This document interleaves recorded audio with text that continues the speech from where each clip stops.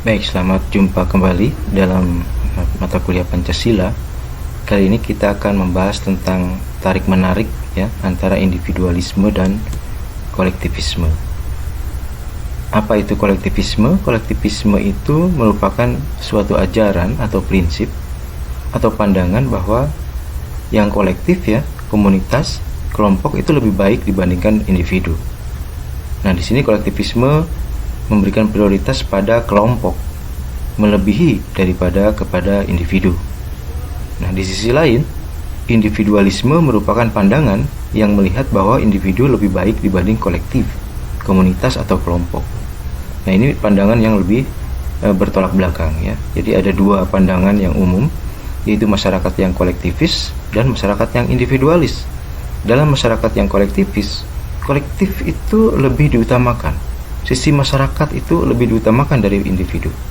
Nah, sebaliknya dalam masyarakat yang individualis, maka kepentingan individulah yang menjadi tujuan satu-satunya yang harus dikejar. Begitu. Nah, kultur barat ya, seperti di Amerika, Inggris, lebih mengutamakan atau mengembangkan individualisme. Sedangkan kultur timur ya, sejak lama memang timur itu lebih merupakan masyarakat yang kolektivis ya, seperti masyarakat Indonesia itu masyarakat yang kolektivis ya. Baik, individualisme lebih menekankan hak pribadi ya, sementara kolektivisme itu lebih menekankan harmoni kelompok ya dibanding dengan hak pribadi. Nah, kolektivisme berarti usaha bersama, peran masing-masing individu semua penting, sama penting. Nah, keseimbangan manusia antara individu dan kolektif sebagai makhluk pribadi dan sosial ini yang sebenarnya berupaya untuk ditekankan di tengah-tengah masyarakat Indonesia antara kolektivis dan individualis. Namun di mana letak Pancasila? Pancasila itu sangat sosialistis ya, atau sangat kolektivis. Pancasila mempertemukan individualisme dan kolektivisme, gitu ya. Meskipun dia kolektif, meskipun dia sosialis, tetapi juga menghargai hak individu ya, menghargai hak individu. Kata sastra Prateja, Pancasila dan UUD 45 mencari keseimbangan dan perpaduan antara liberal dan sosialis, gitu ya.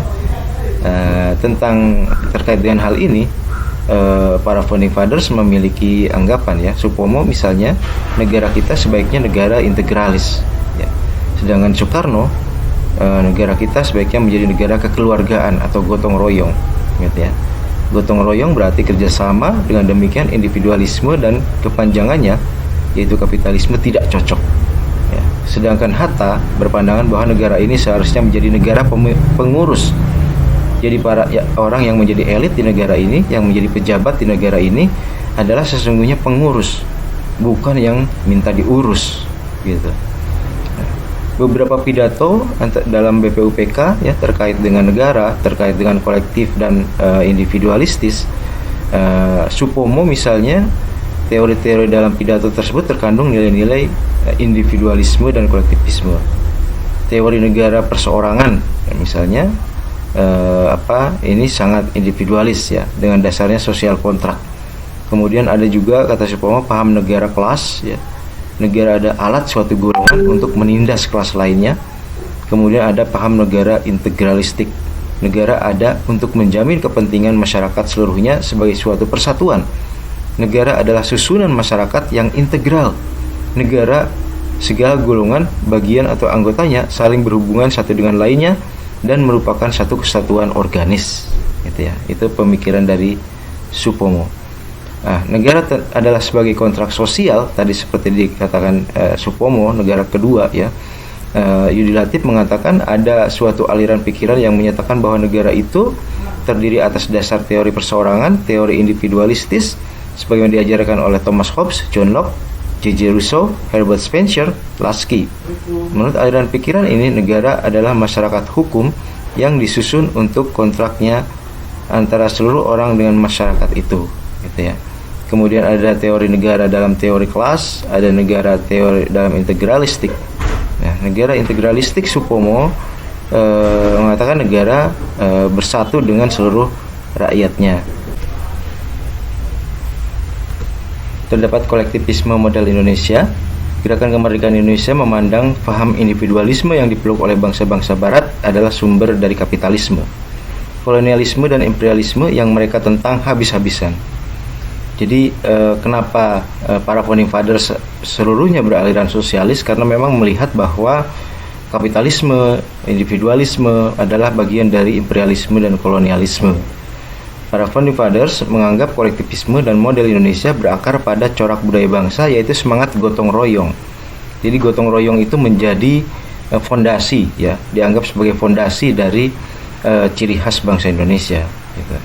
Nah, kolektivisme Bung Hatta, dalam pemikiran Bung Hatta, kolektivisme dalam konteks Indonesia mengandung dua elemen pokok, yaitu milik bersama dan usaha bersama. Dalam masyarakat desa tradisional, sifat kolektivisme model Indonesia tersebut nampak dari kepemilikan tanah bersama yang dikerjakan bersama.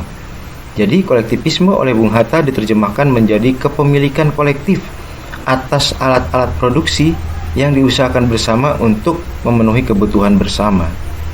Nah, sedangkan teori kontrak sosial, ya, Pancasila adalah suatu kontrak sosial, ya, prinsip-prinsip umum yang disepakati bersama. Jadi ini merupakan kontrak sosial dalam arti yang sangat luas, gitu ya.